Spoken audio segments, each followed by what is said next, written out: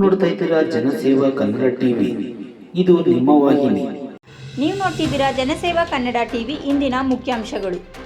Mysuru August 23ರಂದು ಅರಮನೆ ಅಂಗಳಕ್ಕೆ ದಸರಾ ಗಜಪಡೆ ಪ್ರವೇಶ.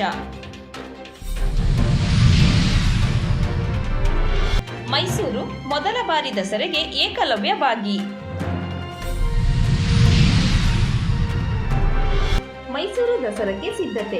ವೀರನ ಹೊಸಳ್ಳಿಯಿಂದ ಮೈಸೂರಿನತ್ತ ಹೆಜ್ಜೆ ಹಾಕಿದ ಗಜಪಡೆ. ಕೇರ್ಪೇಟೆ ಪತ್ನಿಯ ಸಾವಿಗೆ ಹೆದರಿ ಗಂಡ ಕೂಡ ಆತ್ಮಹತ್ಯೆ. ಮೈಸೂರು ದಸರಾ ದೀಪಾಲಂಕಾರಕ್ಕೆ ಹೊಸ ಮೆರುಗು ನೀಡಲು ಚಿಂತನೆ. ದಸರಾ ಗಜ ಪಯಣದಲ್ಲೇ ರಾಜಕೀಯ ವಿಘ್ನ, ಕೈ ಶಾಸಕರು ಗೈರು. ಮಂಡ್ಯದಲ್ಲಿ 60 ವರ್ಷದ ಅರ್ಚಕನಿಗೆ 20 ವರ್ಷದ ಸುಂದರಿ ಮೋಸ. ಬೆಂಗಳೂರು ದಮ್ ಎಳೆಯುವಲ್ಲಿ ಹುಡುಗಿಯರೇ ಮೇಲುಗೈ. ಬೆಂಗಳೂರು ಕಾರಿಗೆ ಬೈಕ್ ಟಚ್ ಆಗಿದ್ದಕ್ಕೆ ನಡೆದೋಯ್ತು ಕೊಲೆ.